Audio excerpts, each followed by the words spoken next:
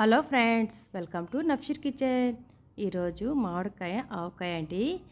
నేనైతే 3 పెద్ద సైజు ఆవకాయ మామిడికాయలు అయితే తీసుకున్నానండి. ఈ విధంగా ముక్కల్లాగా ఈ సైజులో కట్ చేసేసుకున్నాను. అన్నీ ఒకే సైజు వచ్చే విధంగా కట్ చేసుకొని తడి లేకుండా కాటన్ గుడ్డతో శుభ్రంగా తుడుచుకోవాలండి. ఏమాత్రం తడి ఉన్నా ఆవకాయ అనేది పాడైపోతుంది. అందుకని ఒక కాటన్ క్లాత్తో శుభ్రంగా తుడిచేసి ఏదో ఒక మెజర్మెంట్ కప్పుతో మనం దీన్ని కొలుచుకుంటే కరెక్ట్గా మసాలా అంతా బాగా పట్టే విధంగా మనం చూసుకోవచ్చు. నేనైతే ఒక కప్పు అయితే తీసుకున్నాను. ఇందులోని 3.5 కప్పు వరకు మామిడికాయ ముక్కలు అయితే తీసుకుంటున్నాను. వీడియోలో చూపిన విధంగా కొలిచి తీసేసుకోండి. చూసారు కదా ఫ్రెండ్స్, ఈ విధంగా 3.5 కప్పు వరకు మామిడికాయ ముక్కలు అయితే తీసుకున్నాను. ఇందులోని ఏ కప్పుతో మామిడికాయలు తీసుకున్నానో అదే కప్పుతో 1 కప్పు వరకు కారం పొడి తీసుకున్నానండి. ఇది బయట కారం పొడి కాదు, ఇంట్లోనే రెడీ చేసుకున్న కారం పొడి. అదేవిధంగా 3/4 కప్పు వరకు సాల్ట్ అనేది వేసుకుంటున్నానండి.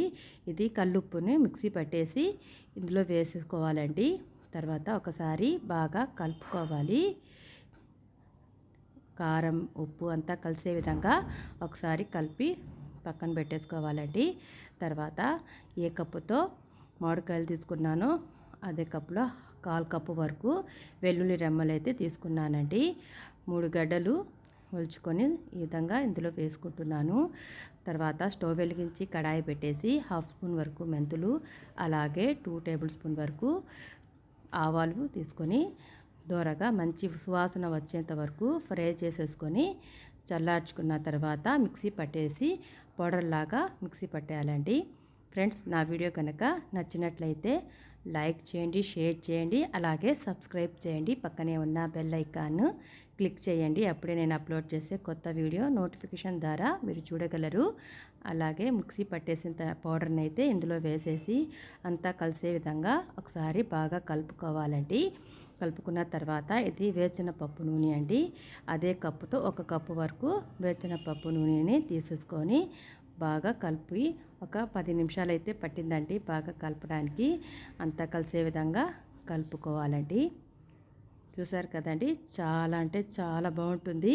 సేమ్ మెజర్మెంట్తో మీరు కూడా చేసేయండి, మీకు కూడా నచ్చుతుంది. చాలా కమ్మగా, చాలా అంటే చాలా బాగుంటుంది. ఒకసారి మీరు కూడా ట్రై చేసి మీకు ఎలా కుదిరిందో నాకు కామెంట్ ద్వారా తెలియజేయండి. ఈ విధంగా కలిపిన తర్వాత మనము ఒక గాజు సీసా కానీ జాడి కానీ మనం దీంట్లో స్టోర్ చేయాలండి. నేనైతే ఈ విధంగా కలుపుకున్న తర్వాత గాజు సీసాలో స్టోర్ చేస్తున్నాను.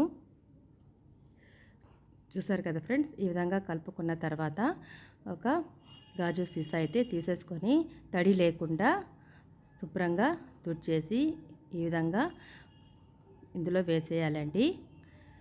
మీ దగ్గర గాజు సీసా లేకపోయినా ప్లాస్టిక్ డబ్బా అయినా తీసుకోవచ్చండి, కానీ స్టీల్ మట్టుకు యూస్ చేయొద్దు.